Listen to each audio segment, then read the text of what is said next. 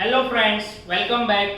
आज हम estimating, costing और कॉन्ट्रैक्टिंग के अंदर बहुत ही इंपॉर्टेंट टॉपिक जो है मशीन शॉप एस्टिमेशन, जिसके बारे में आज हम डिस्कशन करने वाले हैं। क्या है मशीन शॉप के अंदर आप कोई भी प्रोडक्ट बनाते हो तो वो प्रोडक्ट की प्राइस कैसे डिसाइड होती है, जिसके बारे में आज हमको डिस्कशन करना। कौन कौन से कॉस्ट उसके अंदर इंक्लूड होते हैं। कोई एक प्रोडक्ट बना रहे हो तो डिजाइन से लेके जब वो फिनिश प्रोडक्ट मार्केट के अंदर जाती है तब कितनी प्राइस में वो प्रोडक्ट बिकती है, उसकी जो प्राइस है वो कैसे डिसाइड होती है, उसके अंदर कौन कौन से कॉस्ट इंक्लूड होते हैं, जिसके बारे में आज हम लोग डिस्कशन करने वाले हैं कि वो प्रोडक्ट की प्राइस क्यों इतने रुपीस है, उसके अंदर कौन कौन सी प्रोसेसेस रिक्वायर है। यहाँ हमारा कंटेंट दिखाया गया है। Basic steps in a machine shop production, basic manufacturing parameters, and last one important question about the session. Now production operation, कितने स्टेप होते हैं एक प्रोडक्ट को डिजाइन करने के लिए। आप कोई प्रोडक्ट बनाते हो, लाइक पेन बनाते हो या तो फिर पिस्टल बनाते हो, कोई एक प्रोडक्ट बनाते हैं तो पहले क्या करना चाहिए, हमको डिजाइन करनी पड़ेगी। डिजाइन बनाता है, डिजाइन के बाद क्या होता है, कौन से सॉफ्टवेयर में आप डिजाइन बनाते हो, कैड सॉफ्टवेयर में बनाते हो, ऑटोकैड में बनाते हो, वो डिजाइन हम लोग बनाते हैं। डिजाइन फाइनल होने के बाद क्या होता है, कैसे उसका प्रोडक्शन करना है। कोई भी जो प्रोडक्ट है उसकी डिजाइन प्रिपेयर हो गई है, अब क्या करना पड़ेगा, उसका प्रोडक्शन कैसे करना है, उसके लिए कौन कौन सी मशीनरी रिक्वायर है।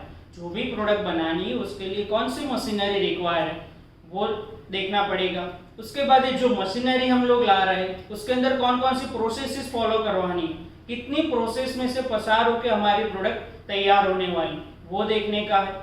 हमने प्रोसेस डिसाइड कर ली, इक्विपमेंट डिसाइड कर लिए, अब कौन सा टूल यूज करना है।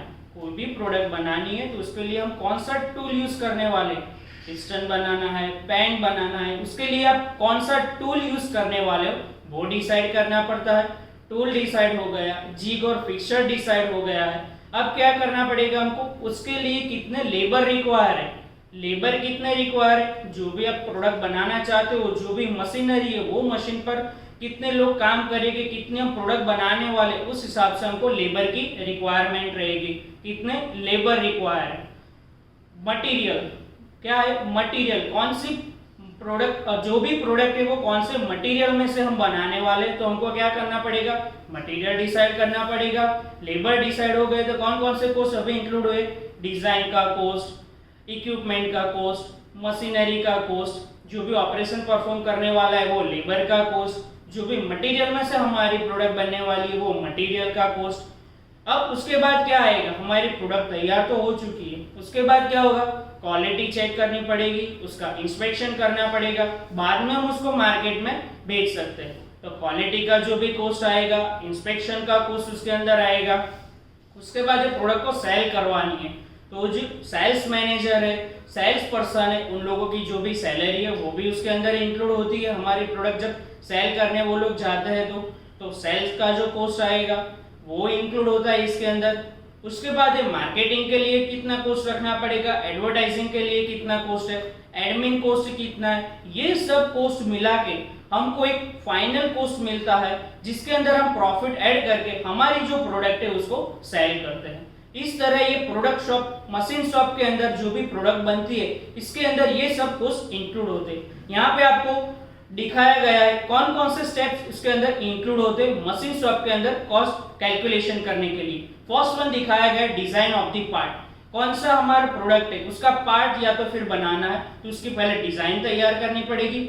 उसके बाद डिसीजन रिगार्डिंग मैन्युफैक्चरिंग और प्रोक्योरमेंट पार्ट, कौन सा मटेरियल आपको चाहिए, कौन से मैन्युफैक्चरिंग प्रोसेसेस उसके लिए अप्लाई करने वाले, कौन से इक्विपमेंट रिक्वायर वो आएगा।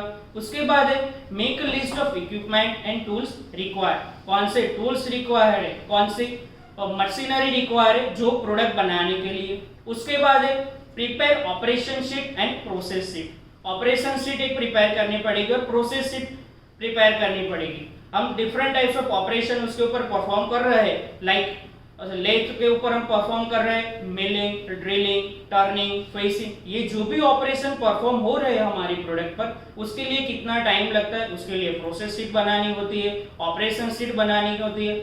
उसके बाद वाला स्टेप कौन है, prepare a bill of material, BOM हमको प्रिपेयर करना होता है। उसके बाद है to decide machining parameter as per the requirement. Machining parameter कौन कौन सा है? Speed, feed, depth of cut, ये सब जो भी मटेरियल हम यूज कर रहे हैं उसके लिए कितना रहेगा वो हमको डिसाइड करना होता है। उसके बाद है 7th नंबर का स्टेप जो दिखाया गया, to decide different machining operation to produce the component. कौन कौन से ऑपरेशन परफॉर्म होने वाले, कौन कौन सी प्रोसेसेस उसके ऊपर अप्लाई होने वाली है वो आएगा। उसके बाद है to calculate the total machining time. एक मशीन पर हम काम कर रहे हैं, एक ऑपरेशन का कितना टाइम है, एक मशीन का कितना टाइम है, इस तरह से हमारी प्रोडक्ट सभी मशीन में से, सभी डिपार्टमेंट से पास आउट होके फाइनल प्रोडक्ट के रूप में मिलती है। तो सभी डिपार्टमेंट के अंदर हमारी प्रोडक्ट को तैयार होने में कितना टाइम लगेगा वो दिखाया गया है। उसके बाद है लेबर कॉस्ट, हमारी प्रोडक्ट बनाने के लिए कितने लेबर रिक्वायर है उनका कॉस्ट आएगा। उसके बाद है प्राइम कॉस्ट, जिसके अंदर 3 चीज आती है, लेबर कॉस्ट, मटेरियल कॉस्ट और अदर ओवरहेड कॉस्ट। लास्ट है टोटल कॉस्ट। टोटल कॉस्ट के अंदर क्या आएगा, जो प्राइस पे हम हमारे प्रोडक्ट को सेल कर रहे हैं वो कॉस्ट इंक्लूड होगा, जिसके अंदर हम क्या करेंगे, हमारा प्रॉफिट ऐड करके हमारी प्राइस प्रोडक्ट की डिसाइड करते हैं जो मार्केट में बिकने जा रही है उस प्रोडक्ट की बात करें। और लास्ट में दिखाया गया to take approval from the management to decide the market price. Market में जब रखने जा रहे हैं तो पहले क्या करना पड़ेगा, हमारे प्रोडक्ट को जो भी हमारा टॉप मैनेजमेंट है उसको हम अप्रूवल लेते हैं कि ये कॉस्ट में हम अपनी ये प्रोडक्ट रखने वाले हैं मार्केट में बेचने के लिए। वो अप्रूवल हमको मिल जाएगी, बाद में हम क्या करेंगे, हमारी जो भी प्रोडक्ट है वो प्रोडक्ट को हम सेल करने के लिए मार्केट में भेज देंगे। अब हम दोस्तों बात करते हैं मशीनिंग पैरामीटर्स की। कौन कौन से मशीनिंग पैरामीटर्स इंपॉर्टेंट है मशीन शॉप के अंदर। तो फर्स्ट वन है कटिंग स्पीड। कटिंग स्पीड क्या होती है, तो बात करते हैं speed at which the cutting edge of the tool और cutter passes over the material. आप कोई भी प्रोडक्ट बना रहे हो तो उसके ऊपर आप मशीनिंग ऑपरेशन कर रहे हो, तो कटर से आप जो भी एजिस या सरफेस पर कट कर रहे हो तो उसके अंदर जो स्पीड होगी उसकी तो क्या बोलते हैं, उसको कटिंग स्पीड बोलते हैं। उसका इक्वेशन क्या है, cutting speed S is equal to pi D N upon 100 meter per minute. D क्या है यहाँ पे, job diameter in centimeter, N क्या है जॉब रेवोल्यूशन, S क्या है कटिंग स्पीड। अब हमारी ये कटिंग स्पीड है वो कौन से फैक्टर्स पर डिपेंड करती है, like machinability of machine, tool material, depth of cut and feed and last one is cutting fluid. इन सब पर हमारी कटिंग स्पीड डिपेंड करती है। उसके बाद है फीड। फीड क्या है, it is the distance that the tool travel along the work or work travel along the tool for each revolution of work or the tool।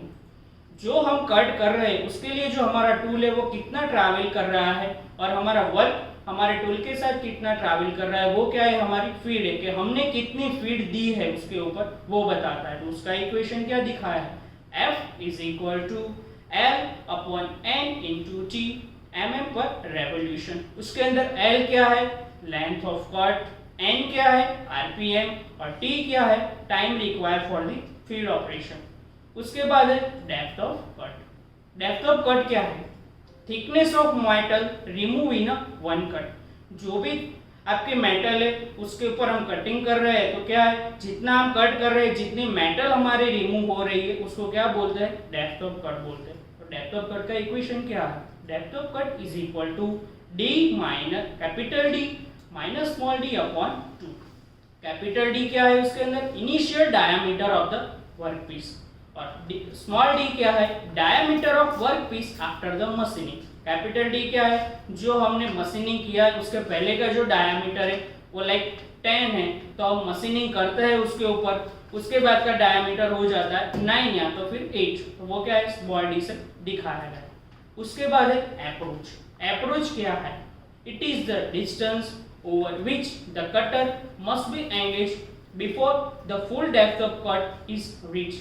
Before starting the cut, the tool is placed somewhat away from the job. It is denoted by A. उसको क्या बोलते हैं, approach बोलते हैं। उसके बाद क्या है, overrun. After completing the cut, the tool loses contact of the job and after losing the job contact, tool is travel some more distance. It is called over travel or overrun which is denoted by O. Overrun या तो फिर over travel किसको बोलते हैं दोस्तों, कि जब हम कटिंग कर रहे हैं तब हमको जितना रिक्वायर उससे ज्यादा हम लोग कट कर लेते हैं तो उसको क्या बोलते हैं, ओवर ट्रैवल बोलते हैं या तो फिर ओवररन बोलते हैं, जिसको किससे डिनोट करते हैं, ओ से डिनोट करते हैं।